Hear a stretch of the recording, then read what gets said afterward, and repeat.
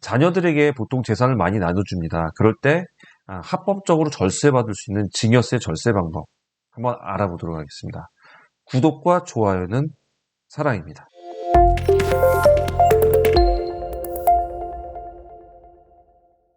안녕하십니까. 속속TV 박병희 중개사입니다. 오늘은 증여에 대해서 한번 알아보려고 해요. 증여가 매매와 차이가 어떻게 되는지, 그리고 증여를 알아보는 이유는 세금을 증여세라는 거를 왜 부과하게 되고 매매와 어떻게 차이가 나게 부과하는지 그 부분 알아보려고 증여에 대해서 한번 배워보도록 하려고 합니다. 자, 그러면서 증여에 대한 절세 방법, 그것도 한번 알아보도록 할게요. 자, 증여라는 거는 우리 매매와 증여에 대한 차이를 보통 많이 말하는데요.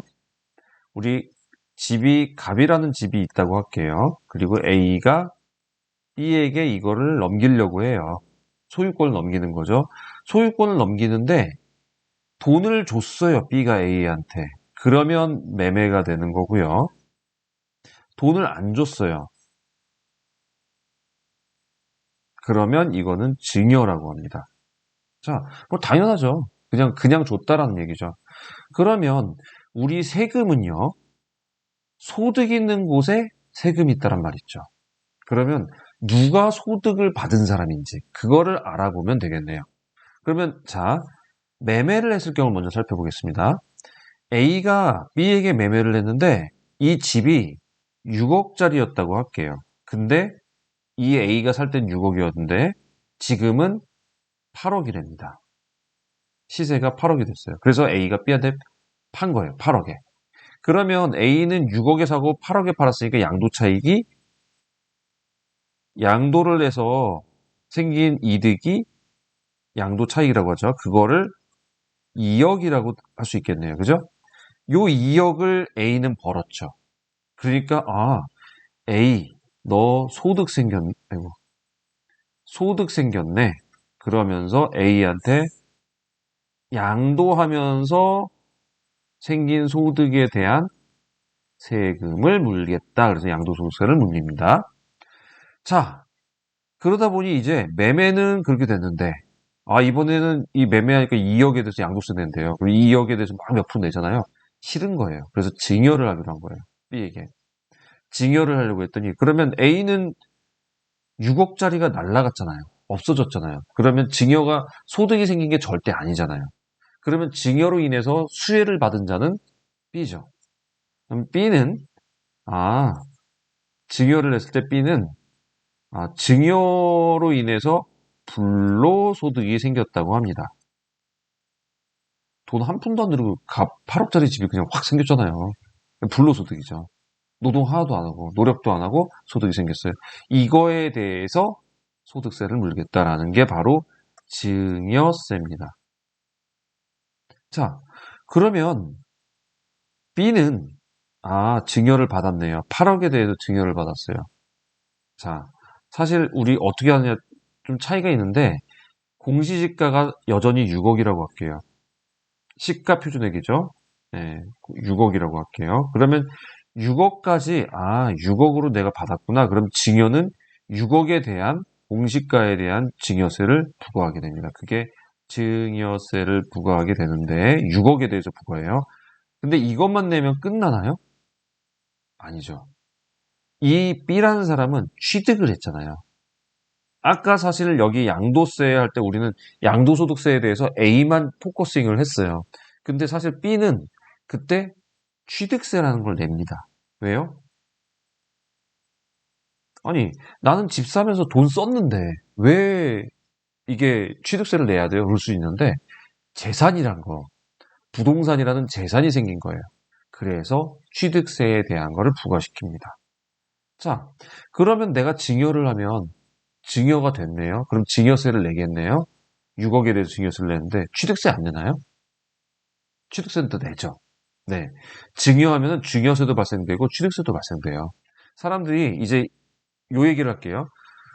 아내가 남편에게, 남편이 아내에게 공시가 6억 이하로 증여를 하게 되면 우리 증여세 비과세 받는다고 그러죠. 네. 증여세는 비과세가 돼서 안 내는데요. 취득세는 냅니다. 가끔 취득세도 안 내는 줄 알고 계시더라고요. 아니에요. 취득세는 내요. 근데 증여세를 안 내는 것뿐이에요. 그래서 이 증여세를 안 내는데 우리 이게 혹시 부부에게만 있나요? 그리고 이거는 10년 동안이죠. 10년에 한 번씩이죠. 예. 그러면 자녀에게도 가요. 자녀에게도 성인인 경우 5천만 원이요. 미성년자에게는 2천만 원이요. 요거에 대해서 10년당 증여를 할 수 있어요. 아, 증여할 수 있네요. 그래서 이렇게 증여를 해가지고 증여세를 비과세 받을 수도 있습니다. 그런데 우리 가끔 이거를 증여를 피하려고 매매라고 막 속이는 경우 생기죠. 나는 매매했어. 얼마에 매매했냐면 6억에 사서 6억에 매매했어요. 자, 보세요. 다시 한번 보여드릴게요. 아까 똑같은 케이스예요. 6억에 샀습니다. 근데 현재 시세는 8억이에요. A가 사고 B한테 자 이렇게 주는데 증여를 하려니까 증여세가 너무 아까운 거예요. 음. 그리고 부부의 경우는 아니고 이건 자식으로 할게요. 자식으로 하려면 5천까지밖에 비과세가 안 되잖아요. 그래서 5억 5천에 대해서 과세를 해야 되다 보니까 그게 너무 아까운 거예요. 그래서 매매를 하겠대요. 매매. 그래서 6억에 샀는데 6억에 팔겠대요. 그러면 얘는 양도 차익이 있나요? 양도 차익이 0원입니다. 그죠? 그럼 양도소득세 부과가 되나요? 안 되죠. 네. 양도소득세는 양도소득이 생겼을 때만 내는 거예요. 그런데 양도 차익이 0원이니까 양도소득세를 내지 않죠. 넘어가죠. 이제 이거는. 그러면 이제 B한테 증여세를 부과를 하려고 했는데 매매를 했대요. 매매에 증여세 부과할 수 있어요? 못하죠. 그래서 얘는 취득세밖에 안 내는 거예요. 증여세가 안 나왔습니다. 증여가 아니니까. 이거 봐라. 나라의 세금을 탈세를 하네? 그래가지고 이런 경우 우리 특수관계라고 그러죠? 특수관계. 가족, 뭐 팔촌, 그리고 그 범위 내에 있는 친족, 그리고 대표자가 법인에게 뭐 이런 특수관계들을 좀 규정을 해놨는데요. 이 특수관계 간의 매매는 증여로 추정한다라는 규정이 있어요. 증여로 추정한대요. 일단 너네 매매야? 못 믿겠어. 그거 증여로 볼래. 그 증여로 추정하는 거예요. 자, 법에서는 추정 규정이 있고 간주 규정이 있는데 간주한다는 얘기는 증여로 볼 거야. 너 딴 거 안 돼. 라는 거고요. 추정은 증여로 보고 싶은데 의심이 가. 그러니까 증여로 보고 싶은데 혹시 아니면 증거 내놔봐. 네, 그래서 소명의 절차를 거칠 수 있어요. 그래서 소명을 해서 이게 진짜 증여 아니네? 뭐가 있네? 그러면 그때는 증여를 추정을 했다가 매매로 바꿔줍니다. 증명이 됐으니까요. 입증이. 그래서 이렇게 매매가 되는 게 추정 규정인데 요게 바로 매매로 특수관계 간에 매매를 했다? 그러면 이거는 일단 증여로 추정하고 증여가 아니란 증거를 가져오면 매매로 봐줍니다. 그러면 증여가 아니라는 증거 뭐가 있을까요? 은행에서 기록? 네, 은행에서 진짜 자금이 넘어갔어요. 근데 그거는 잘 인정을 안 해주려고 그래요. 왜요? 현금을 막 가져다가 얘가 막 입금하고 B가 막 입금하는데 A한테 딱 쏴버리고 끝나요. 그러면 이 현금이 어디서 왔냐? 이거를 입증할 방법이 사실은 모호해요. 그래서 그거는 인정을 안 해준다고 그래요. 그런데 여기에 좋은 방법이 바로 부담부 증여라는 거예요. 누가 봐도 이건 부담이네. 그럼 부담이 들어가면 이거는 꼭 돈이 안 넘어가도 매매로 볼 수 있겠네. 그래서 부담부 증여를 바로 매매로 이 부담되는 부분에 대해서만 매매로 인정을 해줍니다. 예를 들어 볼게요. 자, 갑이라는 주택을 6억이었는데 자식에게 줄 때는 5천까지 비과세라고 했죠, 아까? 네, 5천까지 비과세인데 이 6억에 5억 5천짜리 전세 세입자가 들어있어요. 이 세입자가 들어있는 이 상황에서 그대로 아버지가 아들에게 넘긴 거예요. 그랬더니 그러면 5억 5천은 어차피 이 아들이 나중에 세입자한테 물어줘야 되는 돈이잖아요.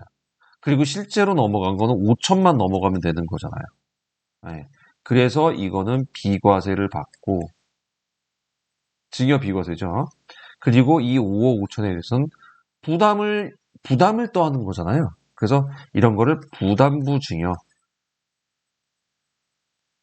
5억 5천에서 부담을 가져갔고 이 부담은 매매로 봐준다. 그래서 이 사람도 양도소득세 안 내고 이 사람도 증여세 안 냅니다. 네, 이렇게 하는 방법들이 바로 부담부 증여예요. 자, 일예로 요 경우를 우리가 지금 저걸로 만들었죠. 그 세입자 있는 걸 만들었죠. 근데 세입자 갖고 아니어도 돼요. 은행 있죠, 은행. 은행에서 대출 받은 게 5억 5천이었어요. 뭐 그럴 리는 없겠죠. 6억에 누가 5억 5천을 대출을 해줘요. 근데 5억 5천 대출이 있었다고 할게요. 그럼 그 대출을 끌어안으면서 이 사람이 가져간다면 그것조차도 부담부 증여로 인정을 해줘요. 또 있죠. 뭐 이러면은 좀 안 좋은 케이스인데 이 아버지가 세금을 계속 안 낸 거, 세금 체납된 게 여기 압류에 걸려 있어요. 압류에 걸려 있는 상태인데 이 압류 걸려 있는 걸 그냥 넘겼다? 이 압류도 아들이 부담을 하는 거죠. 그래서 그것도 부담부 증여라고 봤다고 합니다. 그래서 이렇게 한 세 가지 정도 세입자 그리고 대출 그리고 압류 정도가 부담부 증여로 이렇게 보여진다고 해요.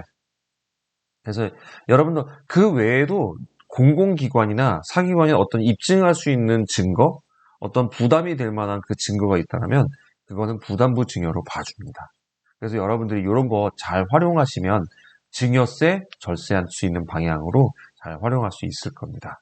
자, 오늘 여기까지 이제 증여세에 관해서 좀 얘기를 해봤어요. 자, 증여 절세에 도움이 되셨다면 구독과 좋아요 꼭 부탁드리겠습니다. 감사합니다.